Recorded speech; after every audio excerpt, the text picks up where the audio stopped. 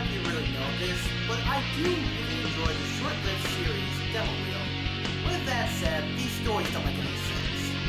I mean, we know that the people in this story are still alive and well, so it doesn't make any sense it would go down this bizarre direction. I'm really confused by the stories as a whole, and the ending of the second story doesn't make a whole lot of sense to me. I'm just not sure if it was a dream or not. And also, apparently, there's a Nostalgia Critic monster roaming around Channel Awesome now. I just don't know what to say about this story. It just seems jumbled, unorganized, and above all, not really funny.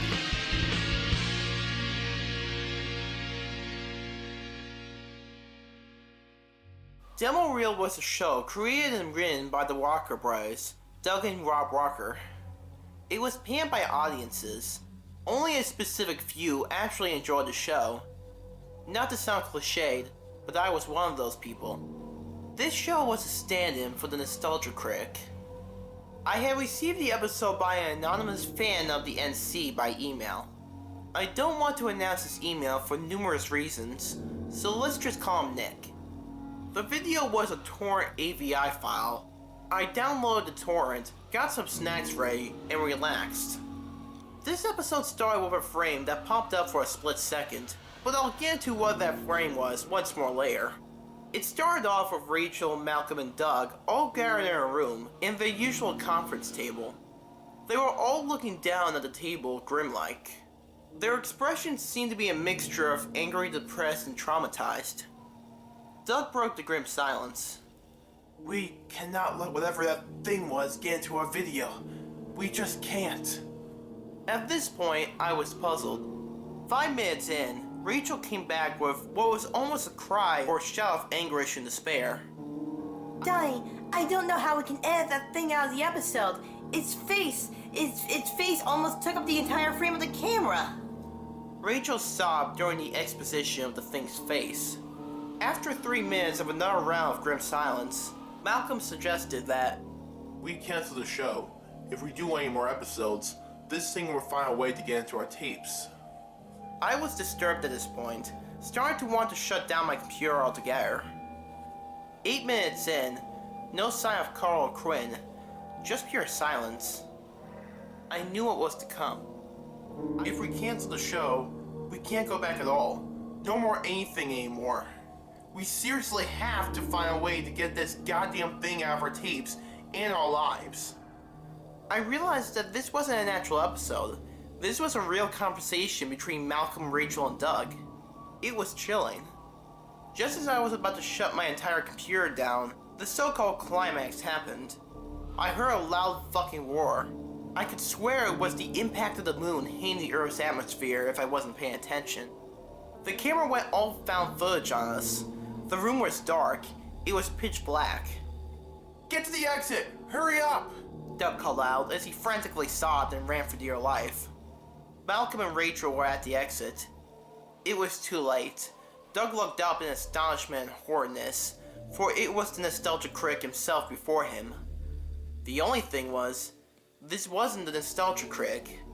Its eyes were glowing, as if it was a vampire in night vision. Its mouth stretched to its scalp, making it smile. Its teeth were sharp and mad with blood. The eyes of this fucking thing were carved into its skull, leaving very small pencil-marked sized eyes revealed. Its body stretched out in a grotesque manner. Its legs were broken backwards, and it grew wings out of its fucking temples. That was the frame that appeared for a split second as mentioned at the beginning. This thing attacked Doug to the point of where he was left to die. Rachel got caught by the thing and pulled into a pitch-black studio while laying out a blood-curdling scream. Blood splattered all over Malcolm, as he was the only one to survive. The footage ended on a cooling funeral song, with pictures of Doug and Rachel captured. Doug Walker, 1981-2013. Rachel Tice, rest in peace. After the events of the supposed lost episode of Demo Reel surfing, Doug Walker has denied all knowledge of the episode and refuses to speak about the events of the filming. Every con he's been to, he has shot down the topic altogether. Whether it's solely or he is just straight up, "I don't want to talk about it," please try to refrain from bringing it up. Either way, it has been eating the fans up. wondering if that was the real reason why he canceled Demo Reel and brought back his beloved character that the fans missed after his absence. I think I have the answer. I love Doc Walker and the Nostalgia Critic as much as the next guy. At least I did. In fact, he was probably the only good content creator of the entire That Guy with the Glasses website. This is just a retelling of the events I overcame after the viewing of the last episode. You may ask, didn't I get a copy of the last episode too? No, I was the person who posted the first story on this very wiki. It has been haunting me ever since this day. Every time I shut my eyes, I see Doug Walker in Donnie's costume, sitting where the Nostalgia Critic is supposed to be, staring blankly into my eyes. This leads into the nightmare I had just last night. In fact, I'm feeling a strange sense of deja vu as I'm typing this. Anyway, the nightmare. It began just as I was walking down the street. In fact, it was the street I walked down every day to get to work. I was cold, shivering, and I saw nothing. I had a sense of dread overtaking me, as I kept seeing stuff that would normally be in my nightmares, like strange grotesque monsters or a looking zombie. It sounds cliche, I know, but here's where shit gets really fucked up. I stopped and gasped at the sight of a tie. The tie was black, which most likely scared me. I guess the sight of the tie brought me back to the realization that I just saw a video that will haunt me for the rest of my life. Remind me of the person who was responsible for my possible suicide, the Nostalgia Critic. I screamed at the sight of it and began walking back.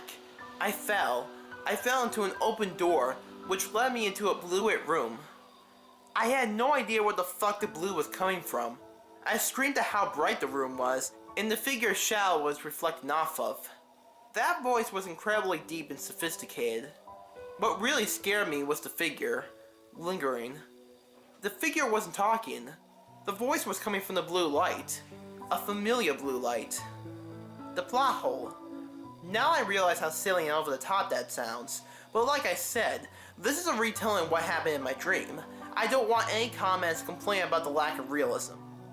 Anyway, the plot hole lured me into its gaze. As I walked in, a booming voice shouted, No more walking! I stopped at its command. The next thing I remember is walking into a strange room. It looked like a kitchen for some reason. I noticed a figure staying in the corner of the kitchen. Come, Donnie. The voice was somehow comforting. The voice came from, what I could make out, a woman. The woman seemed very supportive, as I was wearing the black tie that I had seen hanging. You had a very big day, Donnie. Let's go. I was taken by the hand. I felt a strange sense of security as I was holding her hand, like nothing would ever happen. Every problem had just evaporated. A flash of light violently filled up my eyes. I saw nothing but the womanly figure dying, laying down on the floor. I heard a child crying. I lifted up my arms to find that I was dying. I woke up in a cold sweat, forgetting everything that had happened in my dream. For some reason, I was still scared. I didn't know what it was. I kept sensing someone gazing at me through my window. I kept getting chills. So much so that I finally had the need to go outside with a crowbar 4 in the morning, mind you. Again, that blue light was blaring from an elongated distance. I felt scared. I screamed. My jaw was hanging as low as it could possibly go. I was still in a dream. I finally woke up at a table. The table was splattered with blood. I quickly sprinted to my bathroom. As I was washing my face, crying as well, the person responsible for the blood on the table was behind me. The Nostalgia Critic. It was only a matter of time, Donnie. I stared into the mirror, my frightened face turned into a blank sad frown. I immediately changed into my costume. I sat down. I felt my lips say the words. Hello, I'm the Nostalgia Critic, and I'm back to remember it so you don't have to.